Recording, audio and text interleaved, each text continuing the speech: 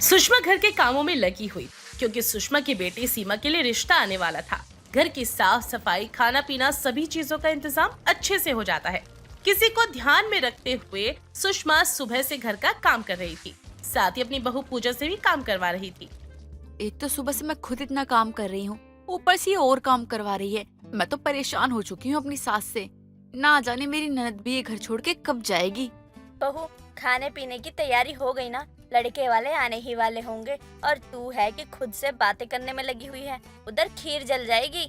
नहीं नहीं माँ जी, मैंने सब ध्यान रखा है। अब मैं नन्द जी को तैयार करने जा रही हूँ।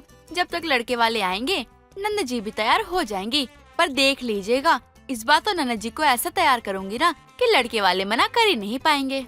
हाँ हाँ बहू, बिल्कुल जा और सीमा को अच्छे से तैयार करके ले आ जब लड़के वाले आए तो। पूजा अब अपनी ननद सीमा के कमरे में जाती है और सीमा अकेले कमरे में बैठी हुई थी। अब पूजा सीमा को देखकर उसे छेड़ते हुए कहती है, क्या बात है ननद जी, किसके ख्यालों में खोई हुई हैं आप? चलिए जल्दी से तैयार हो जाइए, लड़के वाले आते ही होंगे। और लड़के वाले आ गए तो माँ जी आपको बुलाने लगेगी और फिर आप तैयार भी नहीं हो पाएंगी ढंग से। इतना कहने के बाद पूजा सीमा को तैयार करने में लग जाती है, लेकिन उसके मन में पूजा को तैयार करने के लिए खुराफाती सूझ रही थी। आज तो नन्नत जी को ऐसा तैयार करूंगी ना कि लड़के वाले देखते ही समोसा और चाय छोड़ के भागेंगे। माँ जी ने मेरी नींद खराब की है ना, अब मैं माँ जी की दिन रातों की चैन छीन लूंगी। इधर सुषमा लड़के वालों की राह तक रही होती है कि लड़के वालों का आना होता है। आइए आइए, आप लोगों का ही इंतजार था। मैं तो आप लोगों की कब से राह देख रही थी। अरे बहन जी, वो ट्रैफिक के चक्कर में थोड़ा लेट हो गया है। वैसे गर्मी भी तो बहुत है, हम घर से थोड़ा लेट ही निकले थे। कोई बात नहीं बहन जी, इतना तो चलता है। बैठिए बैठिए, आपके लिए नाश्ता पानी मंगवा देती हूँ। सुषमा लड़के वालों को बैठा देती है और उनके लिए नाश्ता पानी लगवाती है। जब तक लड़के वाले कुछ खा पी रहे होते हैं तब तक सुषमा उनसे बातचीत कर रही होती है। अब कुछ देर बाद सीमा का आना होता है। सीमा को देखते ही लड़के की माँ उसे बड़े प्यार से कहती है, अरे लड़की तो सुंदर है, लेकिन इनका मेकअप थोड़ा सा हटा कर तो दिखाओ। चेहरे पर सिर्फ मेकअप ही झलक रहा है, बिना मेकअप में भी लड़की सुंदर लगेगी। अरे नहीं नहीं बहन जी, ऐसी कोई बात नहीं है। मेकअप नहीं, बस थोड़ा सा क्रीम पाउडर लगाया होगा। अब लड़की है तो सजना संवरना तो होगा ही। अरे सजना संवरने के लिए किसने मना किया है? मैं तो बस सिंपल सी लड़की चाहती हूँ। आप बिटिया को कहिए वो अपना मुंह धोकर आ जाए। अरे माँ जी, आप क्यों जिद कर रही हैं? लड़के वाले अच्छे लोग लग रहे हैं। अगर वो इतना कह रहे हैं तो नन्नत जी का चेहरा धुलवा देते हैं। अरे बहू, तू भी कैसी बातें कर रही है? बहन जी, आपको लड़की पसंद है तो फिर क्यों इतना चिक चिक करना। लड़के की माँ किसी की नहीं सुनती और सीमा का चेहरा धुलवा देती है। सीमा जैसे अपना चेहरा धोती है, उसका असली चेहरा सबके सामने आ जाता है। चेहरे पर कई सारे दाग धब्बे, डार्क सर्कल देखकर लड़के की माँ हैरान रह जाती है और वो तुरंत अपने पति और बेटे को उठाते हुए सुषमा से कहती है, बस बस बहन जी, बहुत झूठ बोल लिया आपने। देखिए जरा, अपनी बेटी के चांद से चेहरे को लेकर आई थी, लेकिन चेहरे को दिलवाते ही इस पर ग्रहण लग गया। हमें नहीं करनी ऐसी लड़की से शादी, हम तो चलते हैं। चलिए जी, मैंने तो पहले ही कहा था, लड़की ने मेकअप से अपना दाग धब्बा छुपा रखा है। लड़के वाले वहाँ से चले जाते हैं। अब लड़के वालों के जाते ही सीमा की आंखों में आंसू भर आते हैं और तो और सुषमा भी अपनी बेटी को कमरे में जाते हुए ऐसे देखकर बहुत दुखी होती है। ना जाने मेरी बेटी के किस्मत में क्या लिखा हुआ है। अब तक कितने रिश्ते देखे हैं, लेकिन कोई भी रिश्ता ठीक नहीं हुआ। सुषमा खुद से बातें ही कर रही होती है कि तभी सुषमा की पड़ोसन विमला का आना होता है। अरे सुषमा, क्या बात है?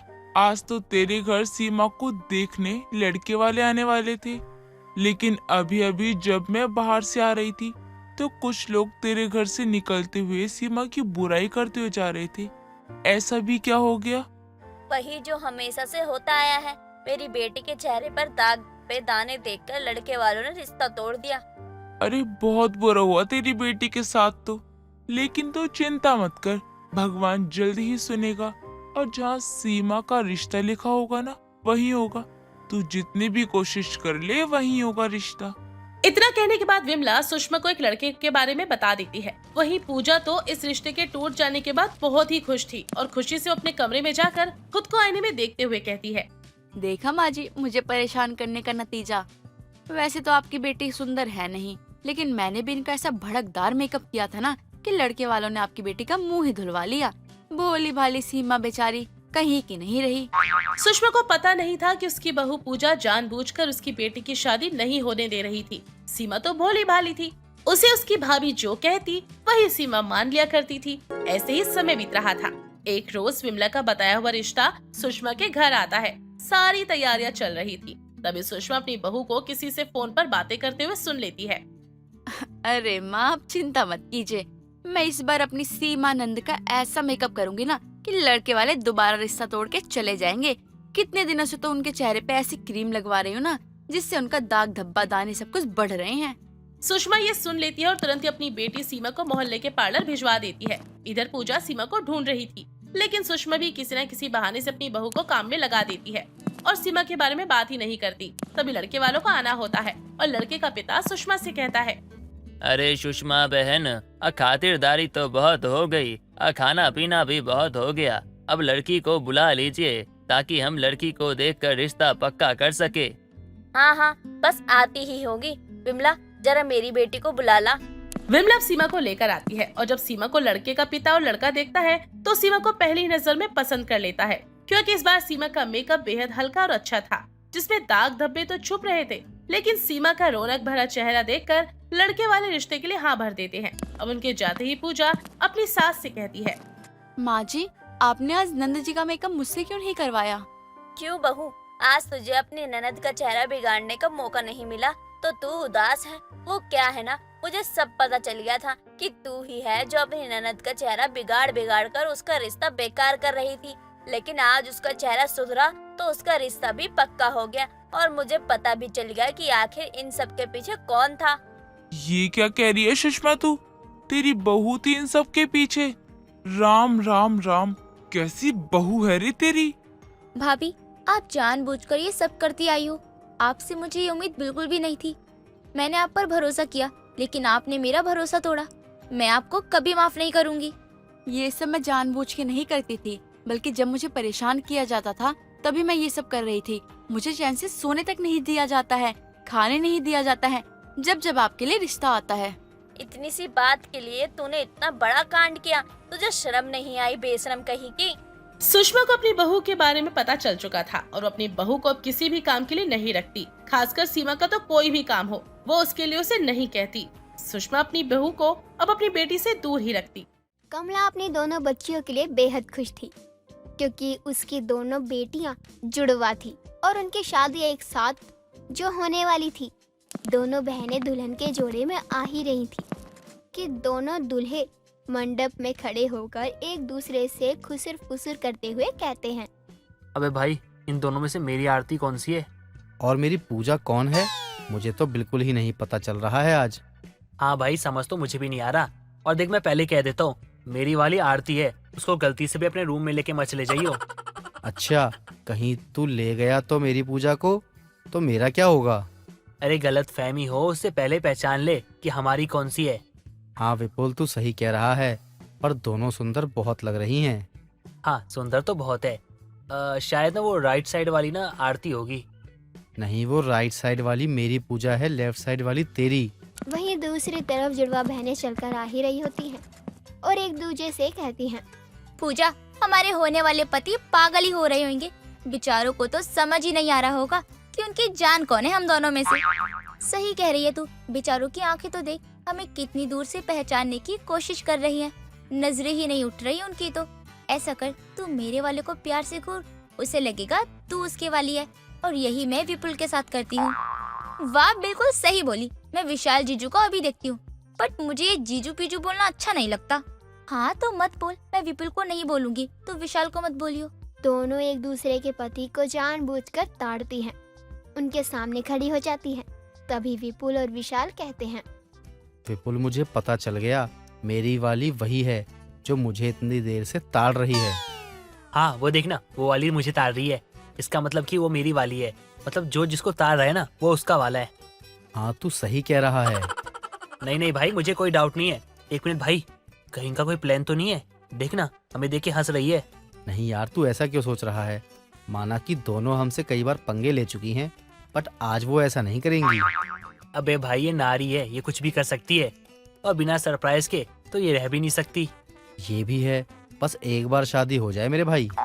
दोनों दुल्हन अपने दूल्हे को ताड़ रही होती हैं कि पंडित आवाज देकर वर वधू को आने का निमंत्रण देता है। तभी दोनों कहते हैं, पंडित जी 1 मिनट, बस हम अभी बैठ जाएंगे। उससे पहले इन दोनों को अपनी वधू को तो पहचानना होगा। हाँ तो विपुल और विशाल बताइए, आप जिसको बोलोगे ना वही आपके साथ मंडप में बैठेगी। बड़ी हंसी आ रही तुम लोगों को। ये राइट वाली मेरी है, यानी कि आरती है। और मेरी लेफ्ट साइड वाली पूजा। क्यों, नहीं पहचाना ना हम दोनों ने? कैसे पहचाना? मैंने तो तुम्हें नहीं विशाल को ताड़ा था। ना ना बाबा, बनाना सिर्फ तुम दोनों को ही आता है। हम तो गधे हैं, हमें तो कुछ नहीं आता। अरे हम भी बना सकते हैं, हम भी कम थोड़ी है। कुछ ही देर में दोनों जुड़वा बहनों का विवाह उनके जीवन साथी के साथ संपन्न हो जाता है। दोनों बहनें खुशी से विदा होकर अपनी माँ के गले लगकर जा रही होती हैं। तभी उनकी माँ कहती है, आरती, पूजा, अपना ख्याल रखना, अपनी नई गृहस्थी अच्छे से संभालना, और कोई बात हो तो मुझे फोन कर लेना बेटा। अरे बस बस माँ, अब रोइए मत, हम सब अच्छे से कर लेंगे, पर जब आप अपना ख्याल रखोगी तब। हाँ माँ, हम बहुत जल्दी ही आप दोनों से मिलने आएंगी। ये बोलकर दोनों अपने पति के साथ कार में बैठ जाती है और अपने अपने घर चली जाती हैं। आरती अपने कमरे में दुल्हन के जोड़े में बैठी होती है। तभी विपुल उसका घूंघट हटाकर कहता है, तुम मेरी वाली हो या दूसरी वाली हो? तुम्हें अभी यकीन नहीं हो रहा और शादी के बाद पूछ रहे हो? ऐसा करो, खुद ही चेक कर लो और पहचान लो कि मैं पूजा हूँ या तुम्हारी आरती। यही करता हूँ। लेकिन इसमें से मेरी वाली कौन सी है? ये बोलकर विपुल उसके हाथ की बैंगल्स उतार कर उसका बर्थ मार्क चेक करता है कि बड़ा है या छोटा। तभी उसे छोटा बर्थ मार्क दिखता है और वो कहता है, तुम दोनों बहन हो ही इतनी शैतान कि हमें सख्त तो करना पड़ता है। आओ गले लग जाओ मेरी जान। क्यों, अब कैसे यकीन हो गया तुम्हें? तुम्हारा बर्थ मार्क देखा मैंने, वो छोटा है। और अगर बड़ा होता तो तुम पूजा समझकर कमरे से बाहर निकाल देते ना। हाँ शायद निकाल देता। कितने शके हो तुम यार। अरे तुम दोनों जुड़वा बहनों के ना काम ही ऐसे। पता नहीं विशाल बेचारा क्या कर रहा होगा। कुछ नहीं, बीत रही है उस पर। अच्छा, पर मुझे लगता है ना तुम्हारी बहन पक्का मेरे भाई को मार रही होगी, क्योंकि तुम्हारी बहन को बहुत गुस्सा आता है। अरे हम उनकी बातें क्यों कर रहे हैं, हमें तो एक दूसरे पे ध्यान देना चाहिए ना। विपुल बातें करते हुए उसे अपने करीब ले आता है, जिसके बाद दोनों ही एक दूसरे में खो जाते हैं। वहीं विशाल और पूजा भी अपनी पहली रात को हसीन बनाते हैं। 1 महीने बाद दोनों बहनें अपनी माँ से मिलने के लिए मायके आ जाती हैं, जहाँ दोनों के पति उन्हें छोड़ने आते हैं। विशाल और विपुल अपनी सास के पैर छूते हैं। तभी कमला कहती है, दोनों दामाद जी, आपने कहीं मेरी बेटी को परेशान तो नहीं किया है ना?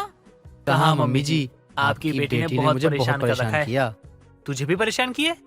हाँ मुझे भी। इतना दुखी किया मेरी बेटियों ने तुम दोनों को? हाँ मम्मी जी, पता है आरती ने मुझे ना ऑफिस से आने के बाद 2 दिन तक खाना बनवाया है। कल संडे के दिन सारा टाइम मैं घर के काम करवाए, पोछा लगवाया, झाड़ू लगवाया, बर्तन धुलवाए, कपड़े धुलवाए, पता नहीं क्या क्या करवाया। और मुझसे पूरे घर में कल डस्टिंग करवाई। मैंने कहा पूजा मुझे अपने हाथ से चाय बनाकर पिला दो, तो मुझसे ही रसोई में ब्रेकफास्ट बनवाया। और ये तो कुछ भी नहीं मम्मी जी, रात को तो ये मुझसे अपने पैरों को दबवा रही थी और साथ में इसने अपने नेल्स भी कटवाए मुझसे। इसका मतलब मेरी तरह तेरी भी छुट्टी बेकार हो गई। हाँ मेरे भाई। मेरे दामाद का 2 दिन में ही बुरा हाल हो गया। अरे इसलिए तो मैंने अपनी बेटियों की शादी तुमसे की है, क्योंकि मेरी बेटियां जुड़वा हैं और टेढ़े मिजाज की हैं थोड़ी, और आप दोनों ठहरे सीधे मिजाज के। तो मैं चाहती थी कि मेरी बेटी आप दोनों को नचाए। पर मम्मी जी ये अपने आगे किसी की चलने ही नहीं देती है। जैसे ही किसी चीज के लिए मना करूं तो बड़ी बड़ी आंखें दिखाने लगती है। अरे तेरी वाली तो तुझे आंखें दिखाती है, पर मेरी वाली, अरे वो तो बेलन लेके मुझे बहुत मारती है। अरे बहुत दर्द होता है। अरे मम्मी जी क्या बताऊँ आपको। अच्छा, तो हमारी चुगली की जा रही है ना? शिकायतों की टोकरी लेकर आए हैं दोनों की दोनों। अरे आरती, तू भी उनके साथ वही करती है क्या जो मैं विशाल के साथ करती हूँ? हाँ सही बोली। दोनों हंस रहे थे कि अचानक से पूजा जी का मन मचलता है और वो वॉमिट करने चली जाती है। तभी आरती को भी यही फील होता है और वो भी मुंह पर हाथ रखकर कहती है, मुझे घबराहट हो रही है, मैं अभी आई। अरे ये दोनों तो अचानक से एक साथ, क्या हो गया? अभी बड़ा तो हम पे हंस रही थी ना, ही करके। अब क्या हुआ? बेटा तुम दोनों यहीं रहो, मैं आती हूँ उन दोनों को देखकर। कमला जाती ही है कि दोनों आकर कहती हैं, चक्कर आ रहे हैं और वॉमिट भी कर दी। मेरा भी माँ, मुझे भी चक्कर आ रहे हैं और वॉमिट भी कर दी। तुम दोनों को पक्का यही चीज हो रही है ना? हाँ माँ, यही हो रहा है। अरे वाह, ये तो बहुत खुशी की बात है दामाद जी, आप दोनों को बधाई हो। अरे वाह भगवान जी, मैं तो आपको प्रसाद चढ़ाने आ रही हूँ। मम्मी जी क्या बात है खुशी की? अरे मैं नानी बनने वाली हूँ और तुम दोनों पापा बनने वाले हो, वो भी एक साथ। मेरे दोनों बच्चियों ने मुझे खुशखबरी दे दी। सच में मम्मी जी, हम दोनों पापा बनने वाले हैं? ओए होए, मजे ही आ गए। अब तो बहुत ख्याल रखेंगे हम अपने बच्चों का। सच में माँ, मैं और आरती माँ बनने वाले हैं। हाँ बेटा। कांग्रेचुलेशन पूजा, तुझे भी मेरी प्यारी बहना। इस तरह दोनों बहनें एक दूसरे के गले लगती हैं। विपुल और विशाल दोनों को अपनी गोद में उठाकर खुश होने लगते हैं। सब सेलिब्रेशन कर लेते हैं और कुछ देर बाद वो डॉक्टर के पास जाकर कंफर्म करवा लेते हैं, जिससे पता चले कि सच में ही गुड न्यूज़ आने वाली है। दोनों अपनी अपनी वाइफ का बहुत ख्याल रखते हैं। दोनों अपनी वाइफ को टाइम पर दवाई, खाना, चेकअप सब करवाते हैं। इस तरह जुड़वा बहनों की प्रेगनेंसी को 3 महीने बीत जाते हैं। दोनों चेकअप कराने जाती हैं, जिसमें डॉक्टर दोनों बहनों को कहती है, बेबी तो दोनों के हेल्दी हैं। एक गुड न्यूज़ और है पूजा तुम्हारे लिए। क्या डॉक्टर?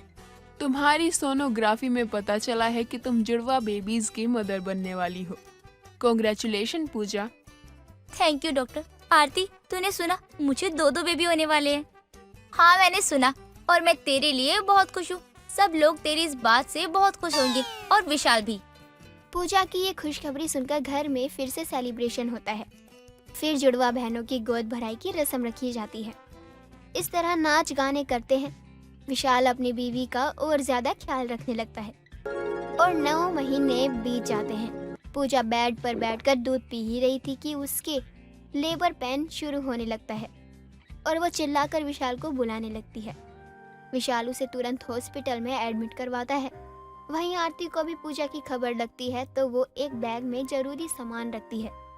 वो जा ही रही थी कि रसोई में उसका पैर एक मैट से फिसल जाता है और वो वहीं पर पेट के बल बहुत जोर से गिर जाती है और उसके पेट में बहुत ज्यादा दर्द होने लगता है। दर्द से कराकर वो विपुल को अपने पास बुलाती है।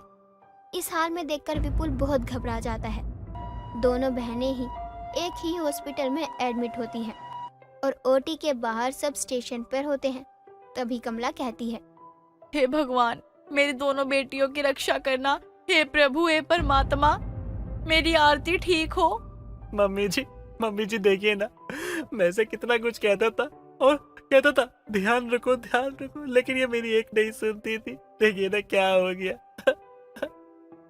अब मेरे बच्चे कुछ होगा तो सह लूंगा, लेकिन अगर आरती को कुछ हुआ तो मैं मर जाऊंगा। मम्मी जी यार तू फिक्र मत कर, आरती और तेरा बेबी बिल्कुल ठीक होंगे, तू टेंशन मत ले। हाँ बेटा। तभी दोनों की डॉक्टर बाहर आती है। पूजा के दोनों बच्चे ठीक होते हैं। वहीं दूसरी डॉक्टर आरती और विपुल के बच्चे को नहीं बचा पाती। ये बात सुनकर सबको सदमा लगता है। विपुल और कमला रोने लगते हैं। तभी पूजा अपने दोनों जुड़वा बच्चों से मिलती है। साथ ही वो कहती है, विशाल, आरती भी इसी हॉस्पिटल में है ना? उससे क्या हुआ है? हमें तो एक बेबी गर्ल और एक बॉय हुआ है। देखिए कितने क्यूट बच्चे हैं हमारे, कैसे देख रहे हैं ना। क्या हुआ, आप परेशान हैं? खुश नहीं हो आप? आरती का बेबी नहीं रहा। गिरने की वजह से बेबी के सर में चोट आई, जिससे उसने तभी दम तोड़ दिया। क्या? मेरी बहन का क्या हाल हो रहा होगा इस वक्त? मैं भी नहीं जानती। विशाल, वो बहुत रोएगी। वो कितनी खुश थी माँ बनने के लिए। नहीं, मैं उसे उदास नहीं होने दूंगी। विशाल, मैं अपना एक बेबी उसे दे देती हूँ, वो कैसे रहेगी? शायद भगवान जी ने मुझे इसलिए जुड़वा बच्चे दिए थे, ताकि एक बच्चा मैं उसकी झोली में डाल सकूं। पर तूने आरती से बचपन से लेके आज तक किसी भी चीज को शेयर नहीं किया है, पर आज तू अपने कलेजे के टुकड़े को देगी। हाँ माँ, मैंने फैसला कर लिया है। ये बोलकर पूजा अपने बेबी को अपनी जुड़वा बहन आरती के पास लाती है। जहाँ वो फूट फूट कर रो रही होती है और उसे चुप कराकर अपने दिल पर पत्थर रखकर आरती को जीने की एक नई उम्मीद देकर अपना बच्चा उसे हमेशा के लिए सौंप देती है, जिसके बाद दोनों बहनें खुशी से रहने लगती हैं। सुजाता सुबह सुबह चाय पी रही होती है कि तभी सुजाता अपने पति रामलाल को कहती है, सुनो, आज हमें वृद्धाश्रम जाना है कपड़े और सामान लेकर, तो याद से तैयार हो जाना आप। ठीक है, मैं समय से पहले तैयार हो जाऊंगा। वैसे भी आज तक इस काम को भूला हूँ जो भूलूंगा। हाँ ये तो है, लेकिन सच कहूँ तो मुझे वृद्धाश्रम जाकर उन माओं से मिलकर बहुत खुशी होती है जो मुझे प्यार से गले लगाती है और ढेर सारा आशीर्वाद देती है। हाँ, उन्हें देखकर तो मैं भी भगवान से बस यही दुआ करता हूँ, जिस तरह हम अपने बच्चों को पालते हैं उसी तरह हमारे बच्चों को भी सद्बुद्धि मिले कि वो भी अपने बूढ़े माँ बाप को संभाल सके। ना जाने बच्चे एक बूढ़े माँ बाप को क्यों नहीं पाल पाते। एक बूढ़े माँ बाप अपने बच्चे को पाल लेते हैं, लेकिन जब उनकी जिम्मेदारी की बारी आती है तो वो अपने माँ बाप को बोझ समझकर वृद्धाश्रम में छोड़ देते हैं। मैं तो ये सोच रहा हूँ कि अपने विजय की शादी ऐसी लड़की से हो जो बेटे के साथ साथ हम दोनों बुढ़ा बुढ़ी को भी संभाले। देखते हैं, हम तो अपनी तरफ से पूरी कोशिश करेंगे। अब सुजाता कुछ समय बाद ही अपने पति रामलाल के साथ वृद्धाश्रम के लिए निकल पड़ती है अपनी बड़ी सी कार में और वृद्धाश्रम पहुंचती है। अब जैसे ही सुजाता और रामलाल पहुंचते हैं तो वहाँ के स्टाफ वाले दोनों को बैठने के लिए चेयर देते हैं। कोई पानी लाता है तो कोई चाय। दोनों की खूब इज्जत करते हैं और वृद्धाश्रम के मैनेजर भी सुजाता की खूब इज्जत करते हैं। सुजाता जी, आपने आने का कष्ट क्यों किया? आप मुझे बता देती, मैं ही यहाँ से लड़के भेज देती सामान लाने के लिए। अरे लता बहन जी, यहाँ आकर जो मुझे सुकून मिलता है उसका क्या। यहाँ आती हूँ तो इन माताओं को देख लगता है जैसे इनसे पिछले जन्म का नाता है। ये तो आप सही कह रही हैं। कुछ तो लीजिए आप। नहीं, बस घर से ही खा कर निकले थे। वैसे आप सामान उतरवा लीजिए, कपड़े, खाने पीने की जरूरतों का सामान और ये कुछ पैसे 50,000 है। आप दोनों के लिए इन माओं की दुआ है। आप लोग कितना करती हैं इनके लिए। सुजाता वृद्धाश्रम की मैनेजर के साथ बात कर रही होती है, लेकिन उसकी नजर एक लड़की पर जाती है जो वृद्धाश्रम में रहने वाली माँ को दवा खिला रही थी, वो भी बड़े ही प्यार से। अरे अम्मा, आपको ये दवा खानी है। आप पूरी रात सोई नहीं है। अगर ऐसा ही रहा तो आपको मोटी मोटी सुइयों की जरूरत होगी। और अम्मा, आप कहाँ जा रही हैं दवाइयाँ देखकर? चलो जल्दी से गोलियाँ खा लो। अरे लता बहन, ये लड़की आज से पहले तो इसे नहीं देखा। अरे ये तो 1 सप्ताह पहले आई है यहाँ पर। वो क्या है सुजाता जी, इसकी दादी को इसके पिताजी ने घर से निकाल दिया, तो ये भी अपनी दादी की सेवा करने के लिए यहाँ आ गई। लेकिन दादी के साथ साथ ये यहाँ और भी बुजुर्ग लोगों की सेवा कर रही है और सबका ध्यान रखती है। हाँ, लड़की तो बहुत प्यारी है और संस्कार भी इसमें अच्छे नजर आ रहे हैं। हाँ, है तो बहुत प्यारी और सबका ध्यान भी बहुत अच्छे से रखती है।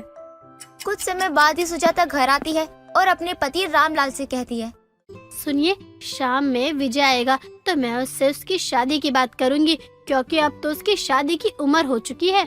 हाँ, वो तो मुझे भी पता है, लेकिन तुम ये सब अचानक क्यों कह रही हो? कहीं तुमने विजय के लिए कोई लड़की देखी है? ऐसे ही समझ लो। लड़की भी अच्छी है और संस्कारी भी है और उसे अपनों का ध्यान रखना भी अच्छे से आता है। अरे वाह, ये तो बहुत अच्छा काम किया तुमने। कहाँ है? किसने बताया इस रिश्ते के बारे में? कुछ तो बताओ। अब तो बस विजय के हाँ करने के बाद ही आपको सब कुछ बताऊंगी। ऐसे ही समय बीत रहा था। सुजाता का वृद्धाश्रम आना जाना लगा ही रहता है और सुजाता वहाँ काम करने वाली चंदा के बारे में भी वहाँ की मैनेजर लता से पूछती रहती थी। इधर सुजाता के बेटे ने भी शादी के लिए हाँ कर दी थी और बस फिर क्या था, सुजाता एक रोज वृद्धाश्रम पहुँचती है। सुजाता जी, आजकल आपके वृद्धाश्रम में कुछ ज्यादा ही चक्कर नहीं लग रहे हैं? क्या करूँ, यहाँ के लोगों से अपनापन मिलता है, इसीलिए भी चली आती हूँ। हाँ, ये तो है। बैठिए ना, मैं आपके लिए चाय मंगवाती हूँ। सुजाता तो यहाँ चंदा के लिए आई थी और वो वृद्धाश्रम की मैनेजर लता से कहती है, लता बहन, कुछ मत मंगवाइए, मैं तो बस यहाँ एक बहुत ही जरूरी काम से आई हूँ और उसमें मुझे आपकी जरूरत है। जी कहिए सुजाता जी, मुझसे जो होगा मैं आपके लिए जरूर करूँगी। हाँ जी, आपको ही ये काम करना है। वो क्या है ना, आप तो जानती है कि मेरे बेटे विजय की अब शादी की उम्र हो चुकी है और मैं चाहती हूँ कि मेरे घर एक ऐसी बहू आए जो मेरे बेटे के घर के साथ साथ हम दोनों बूढ़े बुढ़िया का भी ध्यान अच्छे से रखे। और इसीलिए मैंने आपके वृद्धाश्रम में काम करने वाली लड़की चंदा को अपनी बहू बनाने का फैसला लिया है। लेकिन सुजाता जी, वो गरीब घर की लड़की, उसके माँ बाप आपकी बराबरी नहीं कर सकते हैं, तो भला वो अपनी लड़की को आपके घर की बहू कैसे बना सकते हैं? मैंने ये नहीं कहा कि मेरे घर की बहू वही बनेगी जिसके माँ बाप मेरे स्टेटस से मैच करते हो। मुझे तो बस अपने बेटे के लिए एक बहुत ही संस्कारी लड़की चाहिए। आज वाकई आपने दिखा दिया कि आपका दिल कितना बड़ा और कितना सच्चा है। इतना पैसा होने के बाद भी आप अपने एक लौते बेटे की शादी एक गरीब घर की लड़की से कर रही हैं। बस आप उस लड़की के माता पिता या जिससे भी बात करनी है बात कर लीजिए और ये रिश्ता पक्का करवाइए। चंदा बेटा, जरा इधर आना। नमस्ते मालकिन। अरे बेटा, मैं तुम्हारी माँ जैसी हूँ, ये मालकिन मत बोला करो। तुम खड़ी क्यों हो, बैठ जाओ।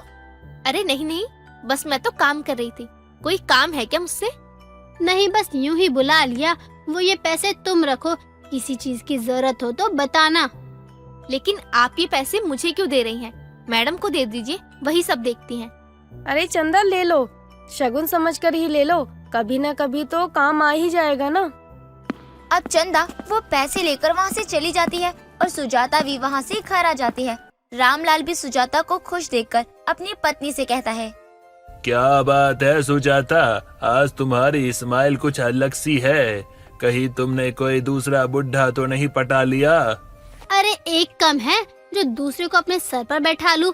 मैं तो बस इसीलिए खुश हो रही हूँ क्योंकि मैंने विजय के लिए लड़की ढूंढ ली है और वो लड़की आपको भी पसंद आएगी। अरे मैं तुम्हारी पसंद पे शक क्यों करूँगा?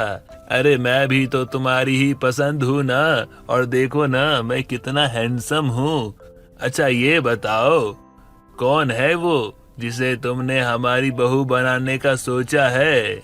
मैंने अपने इकलौते बेटे के लिए आश्रम में बुजुर्गों की सेवा करने वाली को देखा है। उसका नाम चंदा है और उसे ही मैंने अपने बेटे के लिए चुना है। अच्छा, वो उसकी बात कर रही हो जो दादी की सेवा करती है आश्रम में रहकर? अरे मुझे भी वो बहुत पसंद है। सुजाता और रामलाल को चंदा पसंद थी। अब सुजाता के बेटे को भी चंदा के लिए हाँ कहना था। देर शाम सुजाता अपने बेटे को चंदा की फोटो दिखाती है तो विजय भी अपनी माँ की बात को काट नहीं सकता है और शादी के लिए हाँ कर देता है। इधर चंदा को जब ये सब बातें पता चलती हैं कि वो इतने अमीर घर की बहू बनने जा रही है तो उसे विश्वास ही नहीं होता है। चंदा, तेरे माता पिता ने इस शादी के लिए हाँ कर दी है और लड़का भी अच्छा है और सुजाता को भी तो बहुत अच्छे से जानती है। मुझे तो यकीन ही नहीं हो रहा कि मुझे मालकिन ने चुना है, वो भी अपने इकलौते बेटे के लिए। विश्वास तो मुझे भी पहले नहीं हुआ था। लो सुजाता जी आ गई, अभी आपकी ही बातें कर रही थी मैं। नमस्ते आंटी जी। मैडम मैं चलती हूँ, दादी को दवा देनी है। अरे बेटी रुको, मैं तो तुमसे ही मिलने आई हूँ और तुम हो कि जा रही हो अपनी होने वाली सास को अनदेखा करके। जी नहीं नहीं आंटी जी, ऐसा नहीं है। तो बेटा मैं तुम्हारा फैसला जानना चाहती हूँ, इस शादी को लेकर कोई दबाव तो नहीं है ना तुम्हें?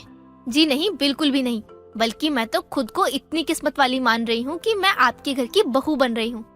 सुजाता जो कि सालों से वृद्धाश्रम में रह रहे बुजुर्गों की मदद करती आई थी, वहीं से उसे अपने बेटे के लिए बहू मिलती है जिसे सुजाता अपने इकलौते बेटे की शादी करती है। गर्मियों का समय था। कोमल की शादी जुलाई के महीने में हुई थी। कोमल की शादी को 6 महीने हो गए थे। शादी के 6 महीने बाद कोमल की सास विनीता ने उसको बाहर जाने की अनुमति दे दी थी। विनीता के पैरों में अक्सर दर्द रहता था। ऐसे ही एक दिन विनीता के पैर में दर्द था। वो कोमल को बुलाती है और कहती है, बहू सुन तो जरा। हाँ माँ जी बोलिए। ये ले दवाई का पर्चा और जाकर दवाई लेकर आ जा। अभी जाऊँ माँ जी? बाहर बहुत तेज धूप हो रही है। अभी चली जा क्योंकि मेरे पैर में बहुत दर्द हो रहा है। ठीक है माँ जी। कोमल मार्केट जाती है। कुछ देर बाद वापस आती है। घर आकर दवाई टेबल पर रखकर फ्रिज से ठंडे पानी की बोतल लेकर पीने लगती है। जब वो ठंडा पानी पीते कोमल को विनीता देख लेती है तो कहती है, अरे बहू थोड़ा आराम कर लेती, धूप से आते ही ठंडा पानी पी लिया। क्या करूँ माँ जी, इस महीने में धूप ऐसी ही होती है कि मुर्दे भी पानी मांग ले। तुझे पानी पीने के लिए मना किसने किया है? पी लेती, पर सब्र तो रखती। धूप से आते ही ठंडा पानी पिएगी तो बीमार पड़ जाएगी। बीमार पड़ने के चक्कर में पानी पीना छोड़ दूं क्या? आप भी बेवकूफों वाली बात कर रही हो। क्या बोली? कुछ नहीं माँ जी, मैं तो बस इतना कह रही थी कि ऐसा कुछ भी नहीं होता है। कोमल इतना बोलकर अपने कमरे में चली जाती है। कोमल बिना ठंडा पानी पिए रह ही नहीं सकती थी। वो हर मौसम में ठंडा पानी पीती थी। दिन गुजर रहे थे। एक दिन विनीता, कोमल को उसका देवर मुकेश, तीनों मुकेश के लिए लड़की देखने के लिए जाते हैं।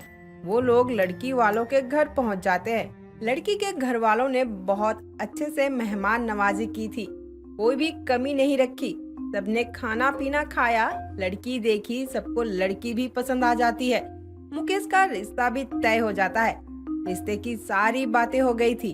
अब वो लोग निकलने वाले ही होते हैं कि तभी कोमल को प्यास लगती है और वो लड़की की माँ से कहती है, आंटी जी, अब तो रिश्ता तय हो गया है, आप मुझे ठंडा पानी पिला दो, मेरा मुंह मीठा करवा दो। हाँ हाँ जरूर, क्यों नहीं, अभी लेकर आई। मधु अंदर जाती है और एक गिलास में ठंडा पानी भर कर लाती है और कोमल को देती है। कोमल पानी पीती है और बोलती है, आंटी जी, मैंने आपको ठंडा पानी लाने को बोला था, लेकिन आप तो नॉर्मल पानी लेकर आई हो। माफ करना बेटा जी, पर हमारे यहाँ यही पानी मिलता है, इससे ठंडा कहाँ से लेकर आऊं? जब आप लोग एक गिलास ठंडा पानी नहीं दे सकते, तो आपसे किसी और चीज की उम्मीद भी नहीं रखी जा सकती। चलिए माँ जी, ये लोग ठंडा पानी नहीं पिला सकते हैं, तो दहेज में क्या ही देंगे, हमें ये रिश्ता बिल्कुल भी नहीं करना है। इस ठंडे पानी के चक्कर में रिश्ता तोड़ना, भला ये कैसी बात हुई? हाँ, ये तो सही कह रही है। तूने तो हद ही कर दी। अब तो ठंडा पानी पीने के चक्कर में रिश्ता क्यों तोड़ना? अगर ये शादी हुई तो मैं शादी में शामिल नहीं होंगी, बाकी आप देख लेना। कोमल के इस जिद के आगे कोई जीत नहीं पाते और वो लोग रिश्ता तोड़ के चले जाते हैं। दिन निकलते रहते हैं और कोमल का ठंडा पानी से प्यार बढ़ता रहता है। ऐसे ही एक दिन कोमल अपनी सास के बगल में बैठकर एक गिलास में बहुत सारा आइस क्यूब डालकर पी रही होती है और ससुराल सिमर का देख रही थी। इतने में विनीता की पड़ोसन विमला आती है और बोलती है, और विनीता, कैसी है तू? तेरे पैर का दर्द अब कैसा है? हाँ, मैं अब ठीक हूँ। तू बता, तू यहाँ कैसे आई? कुछ नहीं, बस ऐसे ही आ गई थी।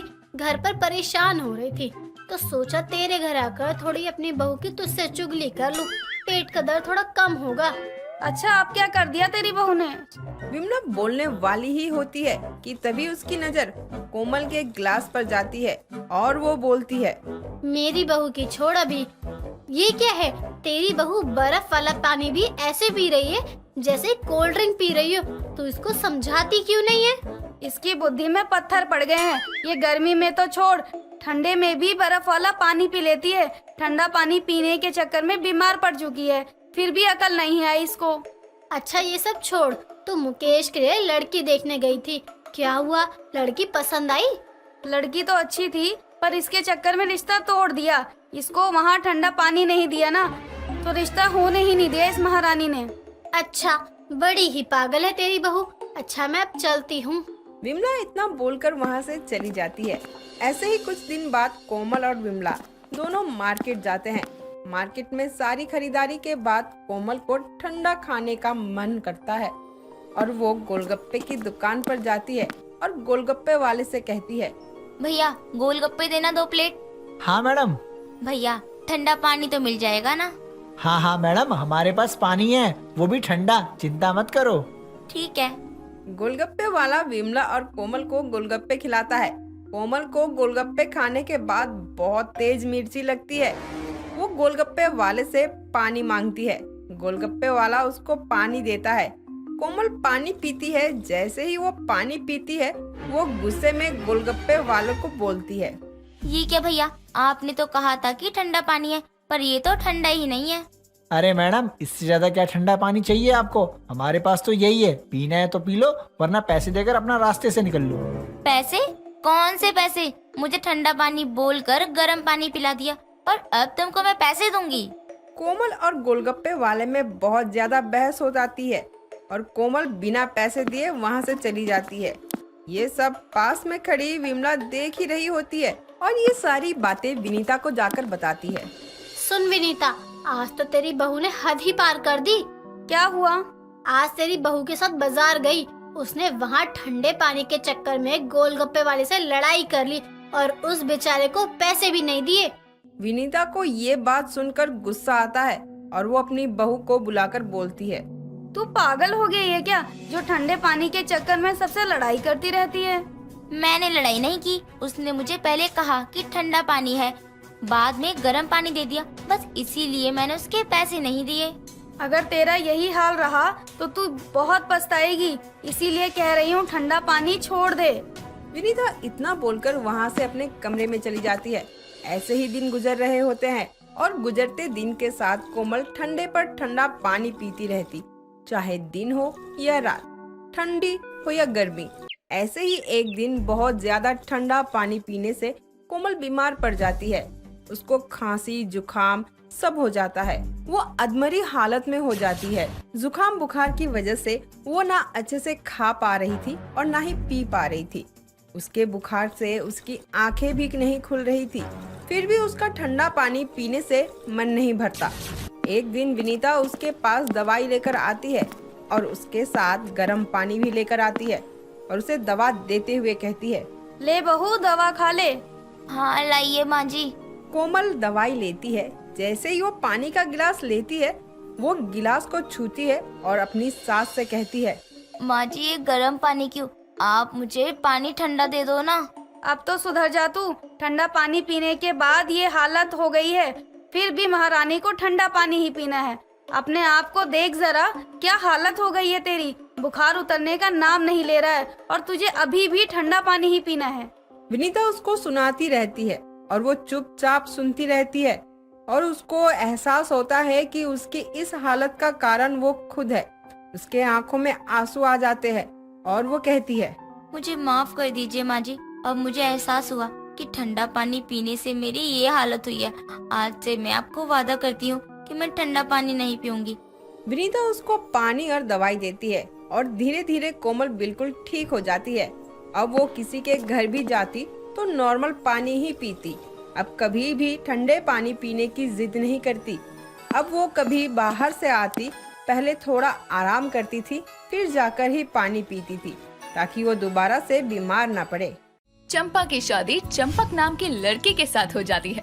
अब चंपा अपने घर की सारी जिम्मेदारियों को बहुत अच्छे से संभालने लगती है। चंपा की जिंदगी में सब कुछ अच्छा चल रहा था। चंपक उससे बहुत ज्यादा प्यार करता था। चंपा से चंपा की सास लीलावती भी काफी खुश थी। वो उसको बहुत ज्यादा प्यार करती और उनका परिवार काफी खुशहाल था। लेकिन किसी को क्या ही पता था कि उनके इस खुशहाल परिवार को नजर लगने वाली है। ऐसे ही एक दिन चंपा के पास उसका पति चंपक आता है और उसे पीछे से पकड़ते हुए कहता है, ओ जानो, तुम्हें पता है ना, तुम्हें छोड़कर कभी जाने का मन नहीं करता मेरा। अच्छा जी, तो क्यों जा रहे हो मुझे छोड़कर? तुम्हें पता है, अगर मेरा खुद का बिजनेस नहीं होता ना तो मेरे अंडर इतने लोग काम नहीं कर रहे होते और मैं एक दिन भी छुट्टी जरूर लेता। हाँ हाँ बस भी करो और अब जाओ ऑफिस, वरना लेट हो जाओगे। ओ हेलो, मैं खुद का काम करता हूँ, छुट्टी नहीं ले सकता हूँ, तो क्या हुआ अगर लेट जा सकता हूँ, समझी तुम? जी ओके सर, लेकिन अभी आप जाओ।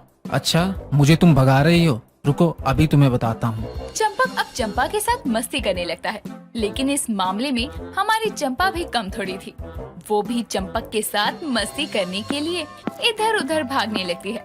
लेकिन आखिर में चंपक ने उसको पकड़ ही लिया और उसे अपनी बाहों में भरकर बिस्तर पर लेटा दिया। और वो उसके करीब जाने ही लगता है कि दोनों के कानों में एक आवाज आती है जो कि उसकी माँ की थी। अरे ओ बहू, आज उठना नहीं है क्या? मेरे बेटे को ऑफिस भेजना है या नहीं? लग रहा है तो सोती ही रहेगी। देख लिया, आपकी मम्मी आवाज लगा रही है, चलिए उठिए ऑफिस के लिए। इस तरह अब चंपा और चंपक दोनों नीचे आते हैं, जिसके बाद चंपा चंपक के लिए खाना बनाकर उसे ऑफिस भेजती है। अब चंपक ऑफिस में काम करने लगता है कि तभी चंपा का कॉल चंपक के पास आता है। चंपक जी, आज शाम को आप जल्दी आ जाइएगा, पता नहीं क्यों लेकिन मुझे आपकी बहुत ज्यादा याद आ रही है। ओहो, आज क्या बात है, आज खास जो इतना याद किया जा रहा है? अरे बस यूं ही, जल्दी से आ जाओ। अच्छा बाबा ठीक है, मैं आ जाऊंगा। इतना कहकर चंपक कॉल कट कर देता है और काम करने लगता है कि तभी वहाँ पर उसके एम्प्लॉयज आकर उसे बोलते हैं, सर हम सभी को आपसे एक बात करनी है। हाँ बताओ क्या बात करनी है। हम लोगों की तुम सैलरी बढ़ा दो, हमें जरूरत है। लेकिन अभी तो मैंने तुम्हारी सैलरी बढ़ाई है, और तुम क्या चाहते हो मैं हर 15 दिन में तुम्हारी सैलरी बढ़ाऊं? तुम लोगों का दिमाग खराब हो गया है क्या? भोला, देव, मुझे तुम दोनों से ये उम्मीद नहीं थी, क्योंकि तुम दोनों सीनियर हो, और सीनियर होकर ऐसी बात कर रहे हो, हद है यार। चंपक पूरे ऑफिस के सामने देव और भोला को डांट देता है। वो दोनों ऑफिस में सीनियर थे, उन दोनों को खुद की इंसल्ट बहुत बुरी लगती है और दोनों आपस में प्लान बनाते हैं। इस चंपक ने तो पूरे ऑफिस के सामने हम दोनों की इंसल्ट कर दी है। भाई तू बोल तो सही रहा है, इसको सबक सिखाना होगा। लेकिन हम कैसे सिखाएंगे? तू चिंता मत कर, इसका किस्सा खत्म हो जाएगा और किसी को हम पर शक भी नहीं होगा। आखिर इससे हमें अपनी इंसल्ट का बदला जो लेना है। हाँ हाँ भाई तू सही बोल रहा है, आप तो हम इससे चुन चुन कर बदला लेंगे। इतना कहकर वो दोनों अपना अपना काम करने लगते हैं। थोड़ी देर बाद देव चंपक के पास जाता है और उससे बोलता है, सर जी ये हमारी कंपनी के कुछ पेपर्स हैं, आप इन पर साइन कर दीजिए। ठीक है देव। कुछ देर बाद चंपक बिना पेपर्स को चेक करे उन पर साइन कर देता है और थोड़ी देर बाद चंपक शाम होते ही अपने घर की ओर निकलता है। रात ज्यादा होने की वजह से सड़क पर कुछ दिखाई नहीं दे रहा था और सामने से अचानक एक बाइक पर दो बंदे आते हैं और चंपक की कार के पहले वाले शीशे पर डंडा मारते हैं और उसका शीशा तोड़ देते हैं। ये देखकर उसे बहुत गुस्सा आता है और गुस्से में तिलमिलाते हुए चंपक गाड़ी से बाहर निकलकर कहता है, तुम लोग गवार हो क्या? क्या तुम लोगों को इतनी बड़ी कार दिखाई नहीं देती? उसकी बात सुनकर वो बाइक वाले अपनी गाड़ी रोकते हैं और अपने चेहरे से मास्क हटाते हैं। चंपक उन्हें देखकर कहता है, तुम दोनों, आखिर तुम दोनों ये क्यों कर रहे हो? तूने हमारा जीना मुश्किल किया हुआ है, इसलिए अब तू जिंदा नहीं बचेगा। चंपक कुछ बोल पाता उससे पहले ही वो दोनों उसे बेरहमी की मौत देते हैं और वहाँ से फरार हो जाते हैं। अगली सुबह चंपक की लाश उनके घर आती है। ये देखकर बेचारी चंपा पर मानो पहाड़ टूट पड़ा था। वो अपने पति को पकड़कर फूट फूट कर रोने लगती है और उसे रोता देखकर लीलावती कहती है, अरे चुप हो जा बहू, इतना रो क्यों रही है तू? तेरी किस्मत में पति का इतना ही साथ लिखा था।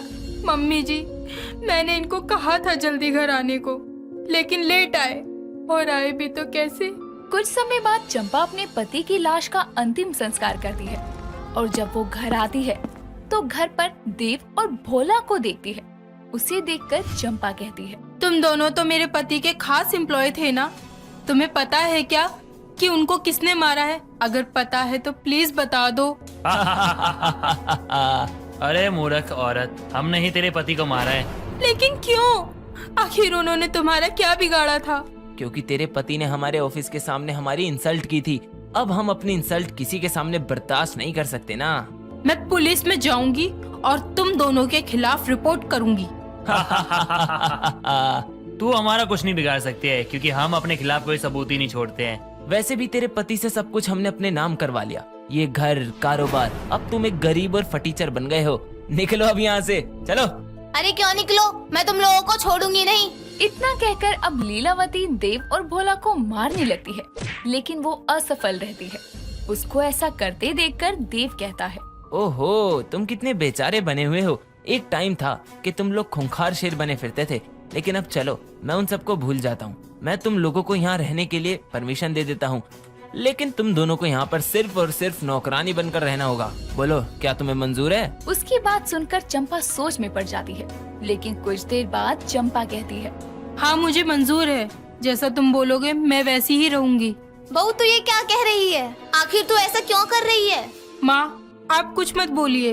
इतना कहकर चंपा अपनी सास लीला को घर के अंदर ले जाती है और ये सब देखकर लीलावती फूट फूट कर रोते हुए कहती है, बहू अब तो मैं एक गरीब औरत हूँ, साथ ही हमारे पास कुछ भी नहीं है।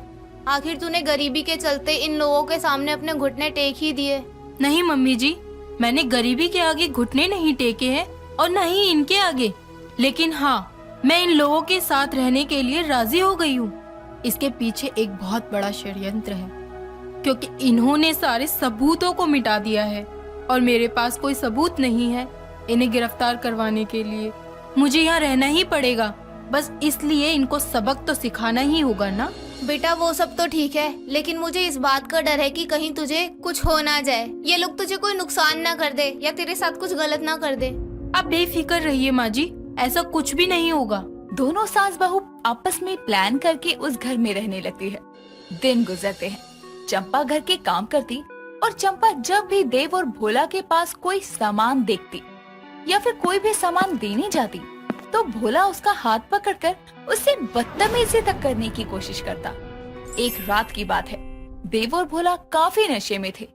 उनके इस नशे का फायदा उठाते हुए चंपा उन्हें खाना देने जाती है और दोनों के पास जाती है और साथ ही हाथों में मोबाइल में रिकॉर्डिंग ऑन कर लेती है और उस फोन में सब कुछ रिकॉर्ड हो रहा था और उनको नशे की हालत में देखकर चंपा उनसे कहती है, मेरे पति को क्यों मारा था? और क्या ये बात सच है कि मेरे पति की मौत के जिम्मेदार सिर्फ तुम हो? अरे हाँ जाने मन, हम तुझे कितनी बार बताएं कि तेरे पति को हमने मारा था और तेरे पति को मारने का कोई मकसद नहीं, बल्कि ये पूरी जायदाद छीनना था। सबसे बड़ा रीजन तो यह था कि उसने सभी ऑफिस वालों के सामने हमारे इंसल्ट की। हमारे सामने हमारी इंसल्ट कोई नहीं कर सकता, इसलिए आधी रात को हमने उसे मार दिया और सबूत भी मिटा दिए। उसकी ये बात सुनते ही अब चंपा उनका खाना वहीं रखती है और वहाँ से चुपचाप चली जाती है। रात के समय ही वो पुलिस स्टेशन जाती है और सारे सबूत पुलिस को देती है, जिसके बाद पुलिस उन्हें अरेस्ट करती है और इस तरह अब लीलावती और चंपा को उनका सब कुछ वापस मिलता है और चंपक को मिलता है इंसाफ।